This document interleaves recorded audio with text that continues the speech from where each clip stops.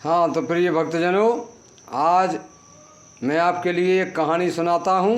बोलिए जय माता दी। और जो विद्यार्थी ऑनलाइन पढ़ाई करते हैं और यूट्यूब माध्यम से मुझे सुनते हैं तो वह कहानी को सुने और शिक्षा प्राप्त करके अपने जीवन को उज्जवल बनाएं। हाँ तो देखिए, किसी गांव में एक वृद्ध माता पिता रहते थे। उनके 4 पुत्र थे, चारों की पत्नियां थीं, लेकिन वह चारों पुत्र आलसी थे और आपस में लड़ते झगड़ते रहते थे। एक इस तरह से वृद्ध माता पिता बहुत दुखी थे और जो है चिंता में रहते थे कि क्या करें, इन बच्चों का क्या होगा। तब एक दिन उस वृद्ध पुरुष को कुछ याद आया। तब उस वृद्ध पुरुष ने, क्योंकि वह वृद्ध पुरुष भी मरणासन्न स्थिति में था, तो उसने सोचा मेरे बाद इन बच्चों का क्या होगा जब आपस में इस तरह से लड़ते रहते हैं, कोई कार्य नहीं करते हैं। घर की भी दयनीय स्थिति हो गई है, क्योंकि बिना पैसे के आजकल कुछ नहीं होता है।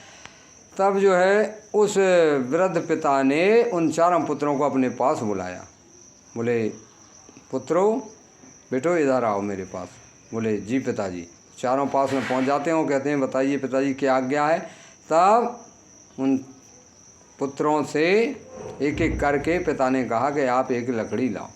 तो एक लकड़ी लाया। बोले इसको तोड़ो, तो वह लकड़ी तुरंत टूट जाती। दूसरे से कहा, इस प्रकार चारों से कहा, तो एक एक लकड़ी सभी ने तुरंत तोड़ दी। अब फिर दोबारा कहा, पुत्रों आप 4 लकड़ियाँ लाइए। तो वो चारों लकड़ी लाए, 4-4। अब कहा कि इनको तोड़िए। तो वह लकड़ी तोड़ने में असमर्थ हुए। लकड़ी का जो एक छोटा सा गट्ठा बन गया उसको नहीं तोड़ पाए। तब जो है उस वृद्ध पिता ने समझाया कि देखिए प्यारे बच्चों, मेरा तो अब अंत समय है, जाने का समय है।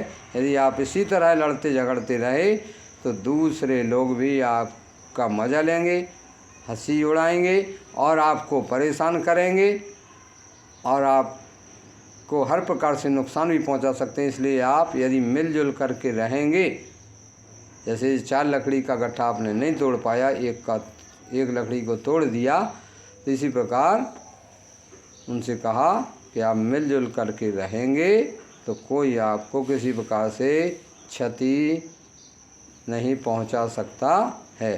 तो वो चारों पुत्र फिर उसी दिन से और खेतों में अपने मेहनत करने लगे और उनके घर की स्थिति अच्छी हो गई और उन्हें किसी प्रकार से कोई परेशानी नहीं हुई और घर के लड़ाई झंझट भी दूर हो गए।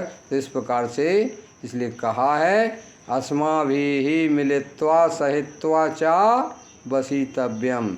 इसलिए हम सभी को मिलजुल करके रहना चाहिए। बोलिए जय माता दी।